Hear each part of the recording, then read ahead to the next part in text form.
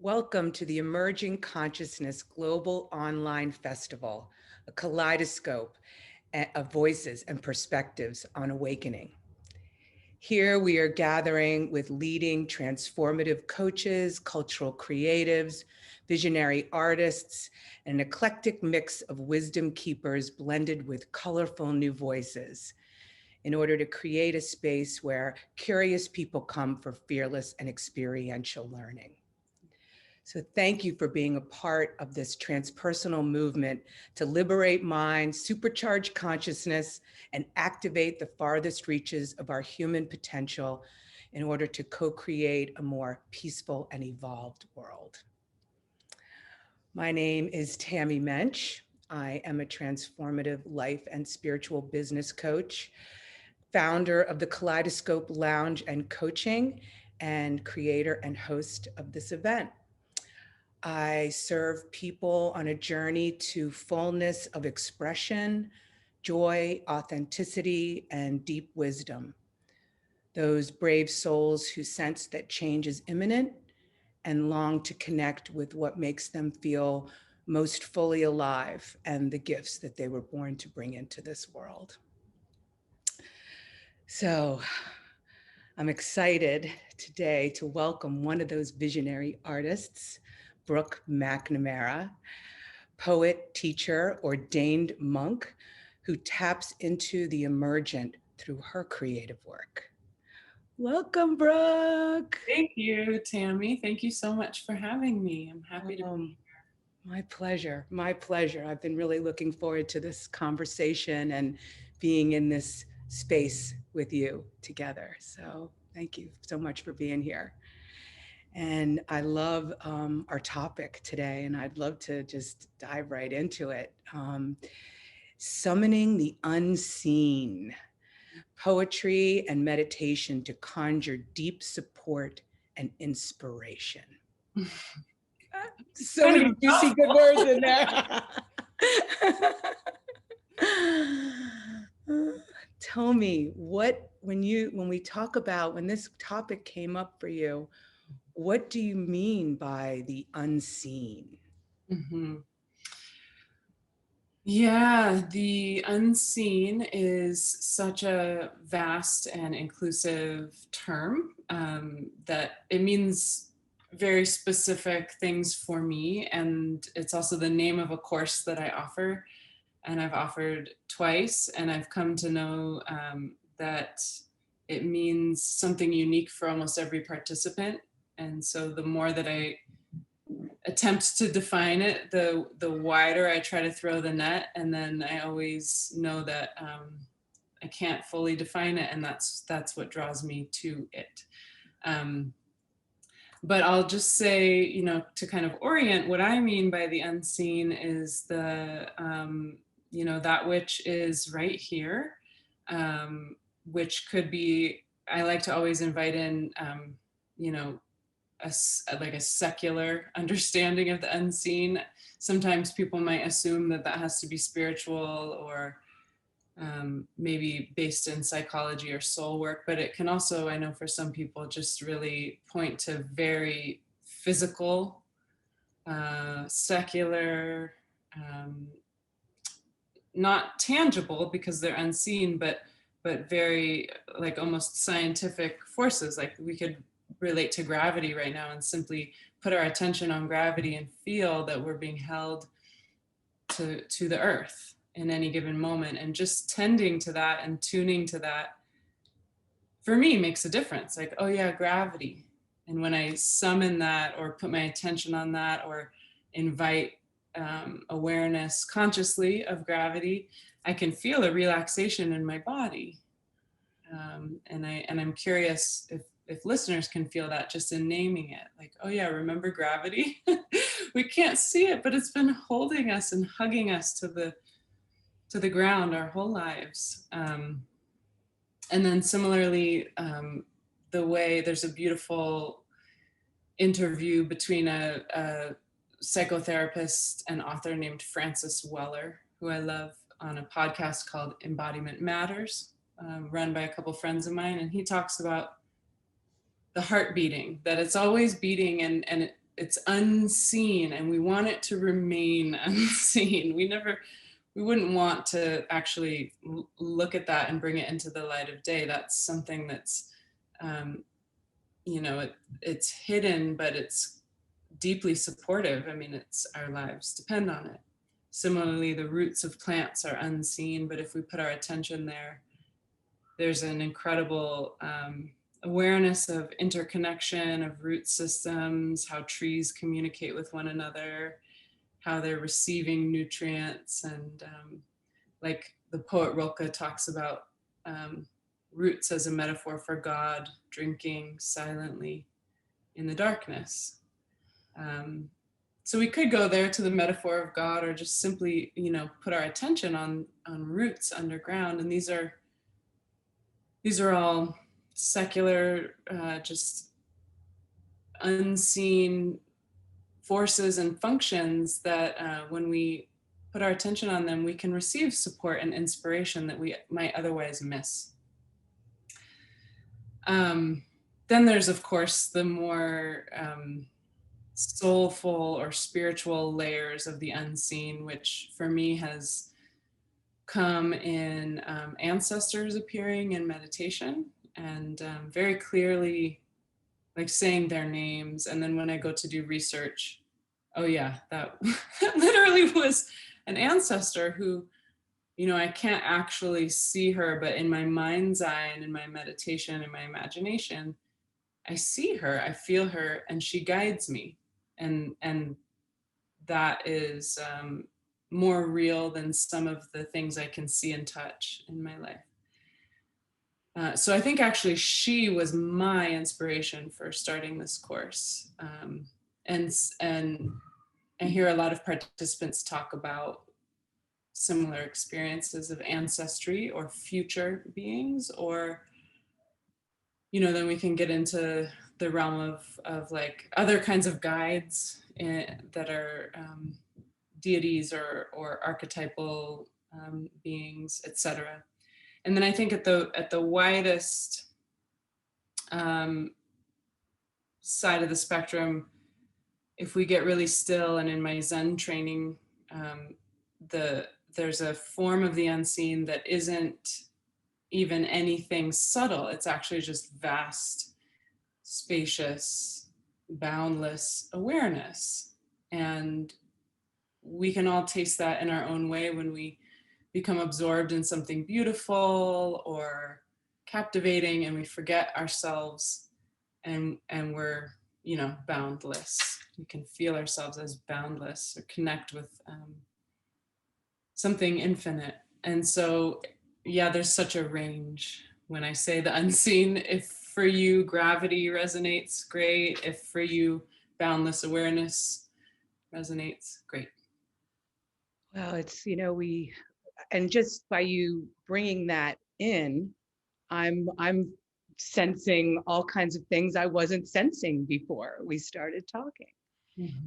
And we spend so much time looking at the hard, real, cold reality of what's here and touching. I see it, I believe it, and this and that. And, what's beneath and all around is just so much greater than that. And it really brings you into that infinite moment feeling. Mm-hmm. So thanks for, calling that in, Yeah, and that's the thing that that really fuels me and fills me up, is that in these classes, we're not doing anything out of the ordinary. We literally meditate, and I give some instructions, but it's pretty simple. We meditate. I read poems out loud. We write simultaneously, and then we talk. So we write, listen, talk, and meditate, but a lot gets called in. And I also always add, in invoking the unseen, that I also want to affirm and praise the seen and the tangible. Like, I love, how beautiful that I can have a cup of coffee right here, or my son's little stuffy duck, and this table is so hard and supportive. and also is not separate. If we looked deeply into it, the space between the particles of wood is vast as well. And really there's space permeating everything. And so I like to include the tangible and then also say that the tangible and the unseen are completely married. And how beautiful. Because you're right, I think we can get so conditioned to just only paying attention to things that are solid, but not getting curious, like, are they really solid? If I, yeah, everything's actually kind of breathing and changing if we look closely enough. And there's something really enlivening to me about that. Yeah, the energy from that exists between everything. Yeah. When you're you mentioned your course in writing and meditation, and how does poetry and meditation summon the unseen, and why is that important? Mm-hmm. Yeah, I mean, when you ask that question, I can feel all the way back. It's like I can feel back into my child self and how this course is like goes all the way back in time to. That's how when I was a little girl, that's how I connected with being human. I was pretty scared by this world and the human condition. Even though I had a great life, I just was like nervous, a nervous child. But my mom would sit me in the garden. She said I would sit there for hours. And I think just like something about nature and stillness for my particular being, everyone has their own ways of connecting to the unseen and to life itself. But for me, it was something about stillness. Is like I could really just lose myself and like merge with the bees and the flowers, and it was so wondrous. And then I remember really early having an impulse to write a poem. It was about my pet bird, who I was like so in love with, and it never went away. That impulse to just through language point to what is beyond language.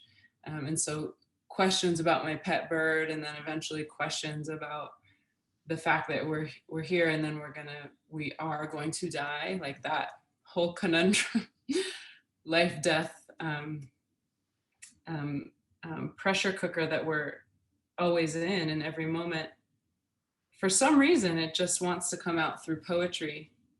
And also when I read certain poems, I feel like something essential is getting evoked and invoked. So in the course, it's pretty simple. We are getting quiet and turning down the active part of ourself that's always doing things and tending to things, and we're turning our attention back on its own source so we can get really still and really receptive. And so the active meditation where we bring our body and mind and breath into coherence and like harmonize all parts of ourselves. And then in the Zen tradition, it's called turning our own light inward or taking the backward step. We kind of give ourselves a break from tending everything outside of ourselves. And that can just naturally give rise to a deep, ever-present quiet, stillness, concentrated, potent awareness. And then there's actually not much we have to do. I find if I organize myself and give time to allowing that ever-present awareness to arrive, then there's a different way of perceiving what's inside, what's outside. And so if I turn my gaze back out to the world or back out to my own psyche, sometimes poetry just starts to emerge. And this connects to what your festival is all about. It's there's a certain amount of efforting and tuning just, to get still and concentrated and receptive. And then from there is an effortlessness of, I find participants just write things very spontaneously. Like in 15 minutes, they'll have sometimes very potent, almost almost sometimes fully realized poems. And if not, that's fine too. Sometimes just a couple words come and that's beautiful, and sometimes nothing. And so it's not about how much we produce, but it's about learning to tune ourselves to this emergent kind of source and seeing what wants to be spoken from there. And then when people read those poems out loud to the group, it's amazing. Like it just, I often get goosebumps, tears. There's a lot of joy and connection. It's really intimate. And sometimes it's a little bit scary to go there. So we take our time and yeah, I think of the word titrate. We do small doses and we kind of ease our way in. By the end of the 12 weeks, we're all more comfortable going there. Wow, yeah. May I tell you about an experience I had with reading one of your poems? That Yes. this I went through this same kind of experience as you're describing. Mm. I was reading Encounter. Oh, And, you had, said before you read this, bring your spine straight. So it was that whole preparation of, getting my body ready to receive also that I think putting, being aware of that was an important aspect to this. And then there was some line in there, I'm not going to say them right, but it was about, is that a voice in your head like a friend? And so I started paying attention to the voice, in my head. Is she my friend? And who is she? And how, and then I said, I was able to go past the voice to what was on the other side of the voice.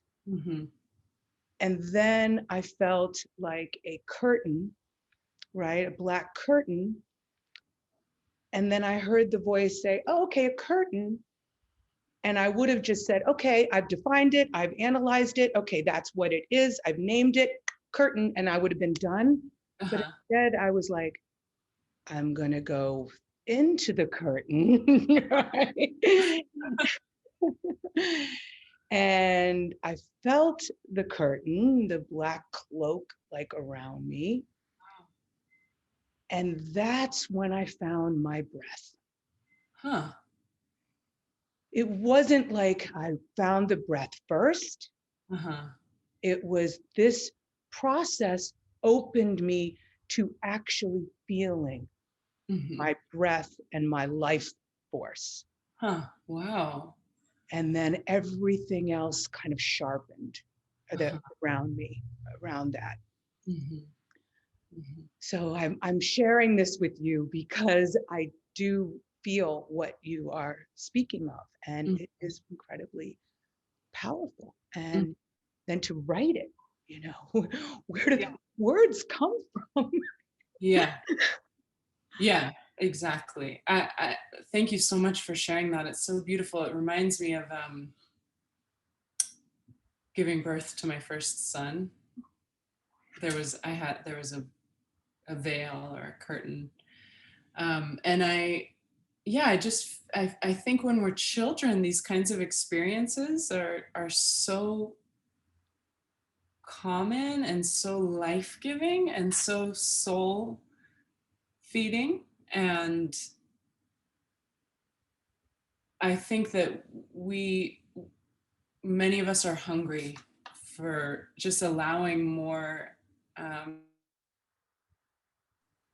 more of that foods in. Like there's a lot happening that we're just not paying attention to in any given moment. And not that we need fireworks all the time or we need to have special experiences or anything, but I think it's so available that there's a way where the I can speak for myself, the part of me that gets kind of graspy and craving for more in certain ways that might not necessarily be healthy. If I simply open myself to the support and inspiration that's happening right here always, that I might not pay attention to if I don't just take the time to get quiet and listen, or like you did, go beyond the concept, oh, there's a curtain, but actually like I'm I'm gonna check that curtain out and get curious, like what's the experience of going into it. And then you found your breath. I mean,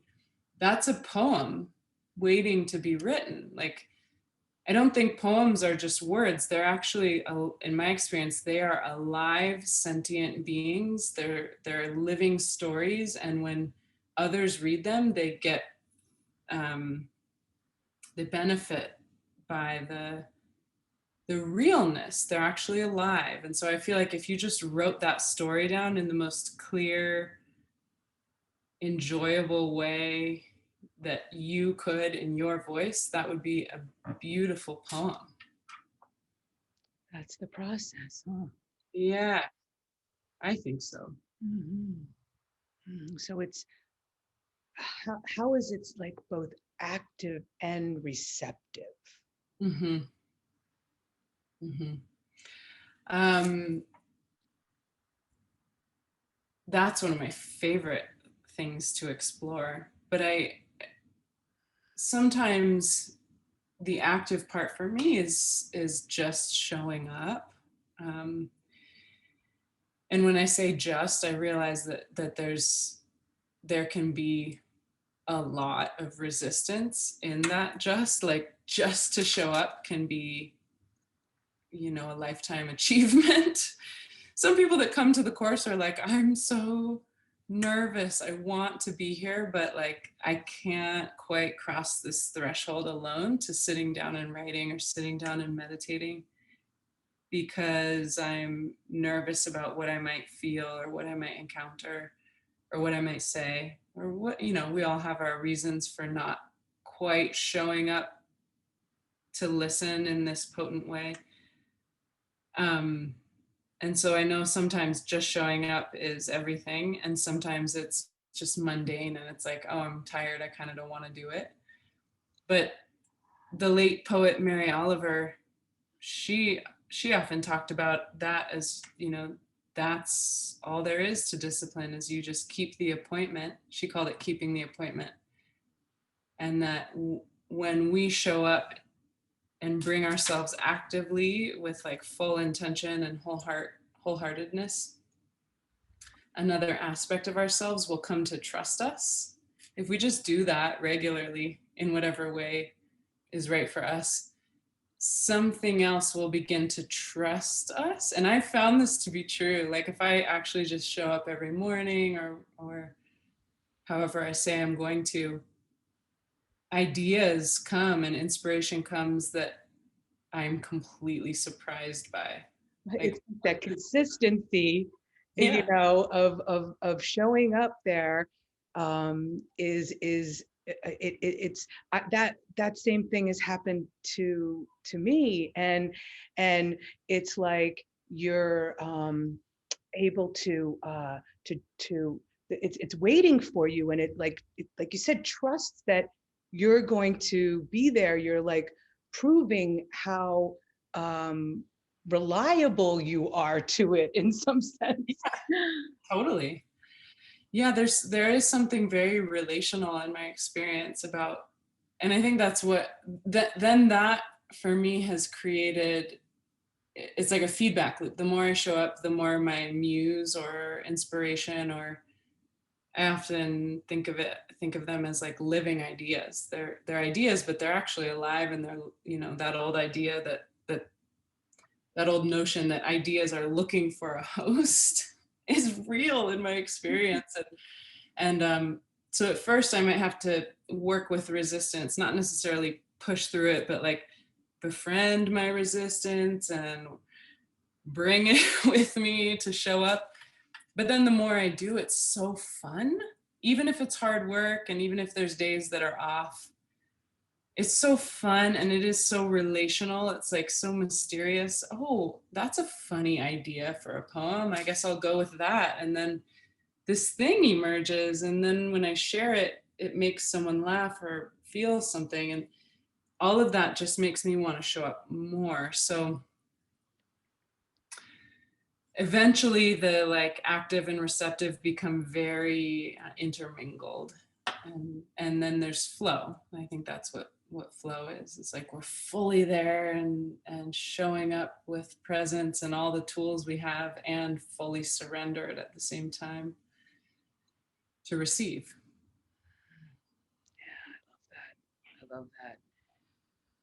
Oh, yeah, I'm just being in the emergent moment with you, and I love the way this ties into the theme of the festival, just showing up to what's here and now and real, and being receptive to that creates the action to what we can know is the next step, the next place, the next way to go. Mm-hmm. Yeah, exactly. It's like I've really been falling in love with the work of Valerie Kaur. Do you know her? She's an activist and an author. She wrote a book called See No Stranger, and she is a beautiful teacher, and she often says like, what do I do now and next? Now and next. And just to be right at that threshold, you know, whether it's a creative process or a destructive process, and or a conflict, or I mean ultimately anything can be creative, whatever's arising. If we meet it wholeheartedly, it can become a creative act, even if it's a conflict or something dying away. We can participate wholeheartedly in that dissolution and then ride the next wave of emergence. I'm kind of wondering if I should read Encounter, since you mentioned it. Oh yeah, I would love to hear it again, and I'm sure others would love it too.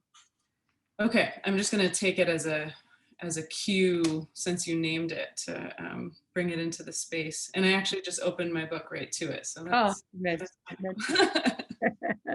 not surprised. All right, so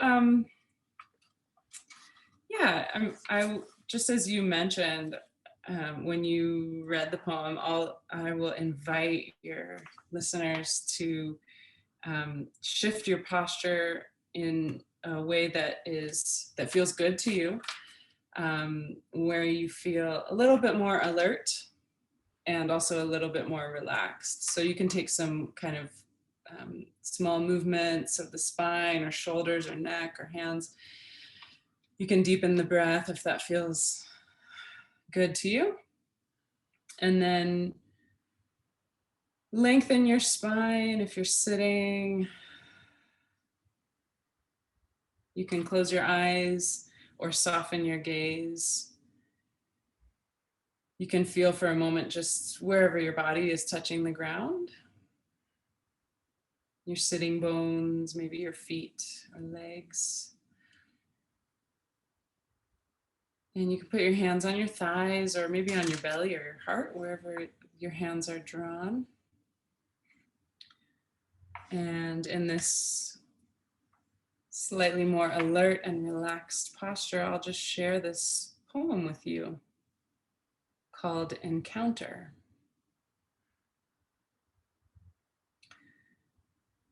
You there, have you forgotten something? Something about choosing? Look around. Is this the world you promised yourself? I want to know who you could become if the conditions were just right. I want to know the you that's possible with just enough thunder and just enough sun. Who taught you the human smile? And did it ever land in the living tissues of your human heart? beating miracles for free? Or is your face always on stage?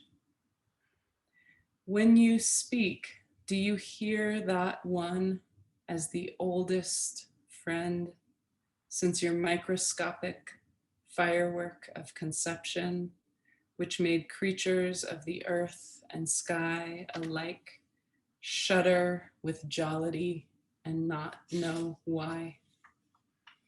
Or does your own voice still sound to you like a stranger? I want to know if you need permission to arrive home right now into your body, longing to learn you. Do you know breath as always a holy door?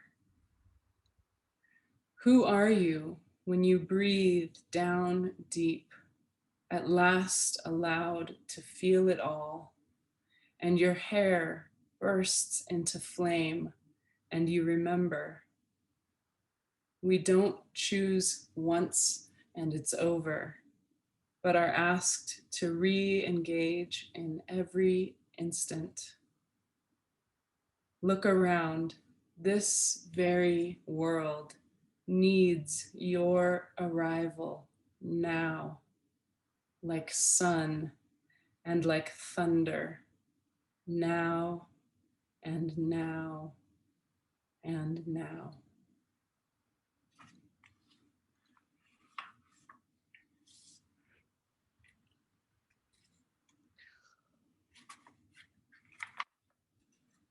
I need to get a Kleenex.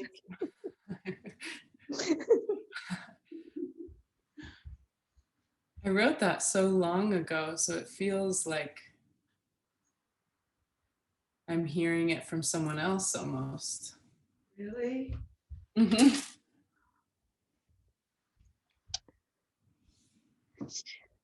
To hear you who wrote it speak it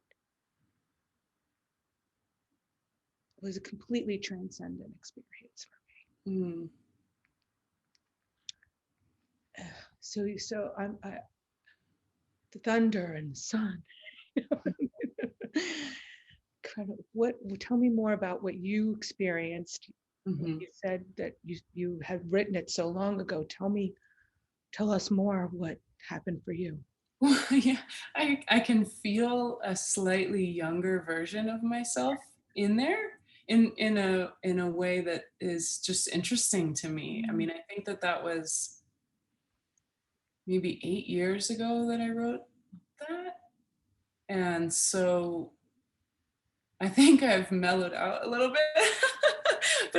So there's a part of me, I mean, I just can remember this very passionate, fiery part of myself that's not gone, but it just feels like it's gotten a bit tempered with motherhood and with time, and it's still there. But I can also, yeah, that's just like, you know, you're needed, I'm needed, and that might mean you know, to get, lately for me it's like to make breakfast for the kids and the cat. Yeah, so it doesn't have to be like some big grandiose act, but just like my function is necessary, and so is yours, and so is the activist, and so is the meditator, and so is the artist and the scientist, and all these voices that you're bringing together. We all have our role to play.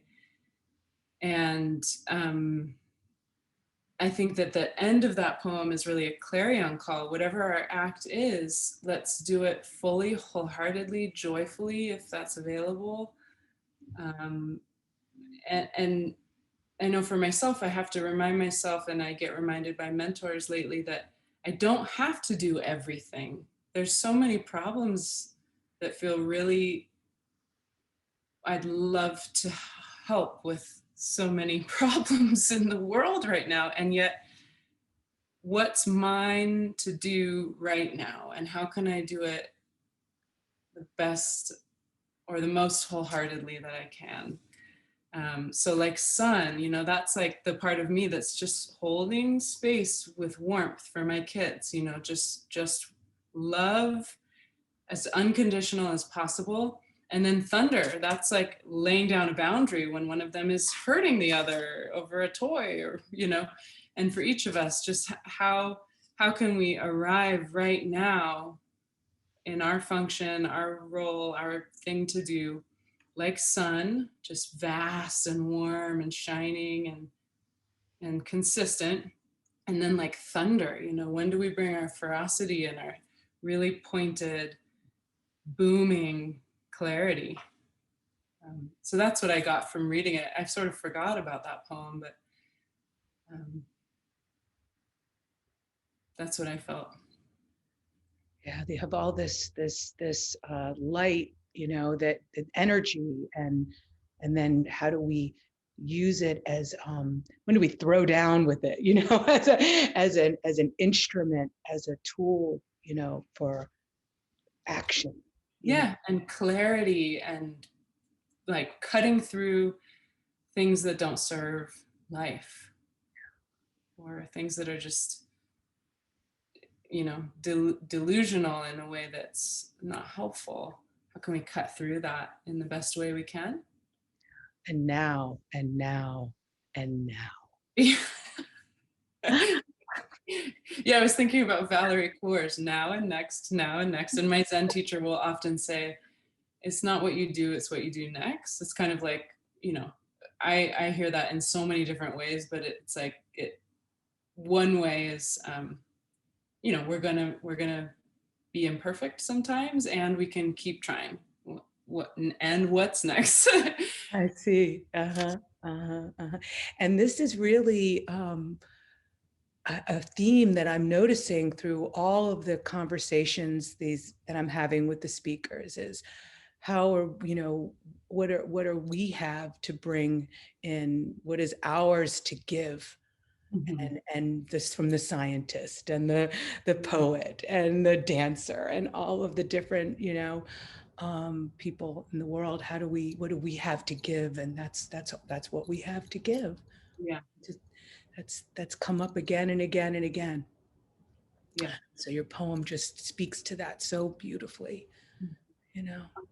Good. I'm glad it fit with the rest of the fabric. And it's helpful for me to realize, because I'm not effective or mentally well when I'm trying to do it all. Like I need to let go of trying to do it all and attend to what's right here. How has your poetry, so you said you wrote this 8 years ago. Right? How is it changed? Like what's coming out of you now? Through you, sorry. Yeah. I haven't been writing. I actually, well, that's not true. Like 2 days ago, I started writing a poem. And usually the way it starts is I'm like in the shower doing something where it's very inconvenient for a poem idea to come. And, but what I do is I grab my phone and I just speak what's coming into my voice message or my voice recorder. And then later when I have some time to myself, I'll transcribe it and work on it. And usually it's morning time is best for me when my mind is fresh. But yeah, I kind of don't know who I am as a poet right now, or like what I write, because I've been in a pretty deep hibernation process. I feel a bit like a hermit lately. And yeah, I've been getting really quiet and felt a big shift a couple months ago to let go of a lot of the activity I was committed to. I got off social media and I've been meditating more and just getting really quiet. And so there's usually for me, like this book, my first book, came in 1 year. I used some old poems, but most of it came in 1 year. And it was just this kind of ecstatic wave of writing every morning. And then my second book came in 5 years in fits and starts. a little here, a little there, and then a break. And then I released my second book a year ago, and I have written only a couple poems since then, and I've really been more using my creative energy for teaching and making courses. And I'm really loving connecting with people through those avenues. But I do feel a little stirring of like a writing phase coming. So I love that question. And my honest answer is like, I don't know. I keep hearing this phrase. I keep seeing this image in meditation of root tips coming out the bottom of the soil into like a sky underneath. It's really like almost like MC Escher, that artist. Yeah. So I keep hearing that phrase where root tips touch the sky. That phrase just keeps going through my mind. I'm like curious about that. So that might be maybe the next poem I write, but we'll see. Right. That's an interesting visual. Yeah. No, I'm feeling into that. Yeah. Wow. So much. So where do we go from here? What would you like to leave with the people, with the audience, as some one or a takeaway, or something that they can use in their practice, or something they can use in their life, either with poetry or not poetry? I feel like I'd love to read one more poem, if that's okay. I was going to ask you. Okay. But I didn't want to put you on the spot. So yes, please do. Okay, great. And Do Not Disturb is on now. Okay. Yeah, I was thinking I could give some instructions, but I feel like I have a poem that's, again, kind of knocking on my attention. And I think if I just read this, it might offer something more than giving instruction. And then I have courses on my website if anyone wants to go further. There's a free one and there's an upcoming one. So that's there. Resources are there. And then I'll just read this poem, and it feels like we're getting toward the end of our time together. Is that true? Why don't we read this, and then if there's something that comes up that we want to say, and then you can maybe leave us with how we can get to know you better, find your work, and take your classes. And okay. Perfect.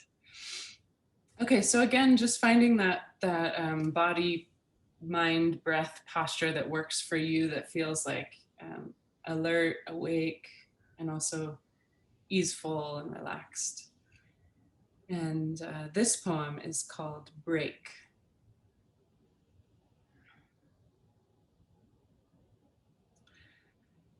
Rest now. Let the weight you run from every day now draw you down. Later, there will be time to tend to everything left undone. Now, rest. Fall into your own bones, lying horizontal on this ground. Come into your dark corners. Come into this original nakedness under all the layers. Come where all your losses split you open. Don't rise yet. Rest. Be drawn deeper down into the salt tide of tears.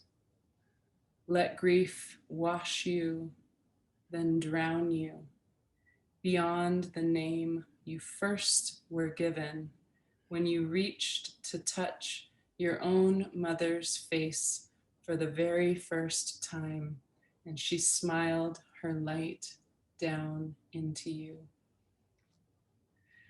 Now reach those same fingers for the face of infinity, so that opening your eyes, you will know the one dreaming you is pleased with you, that everything seen is yourself, and that now is the time to rise wholehearted into the work, aching to be animated by precisely you.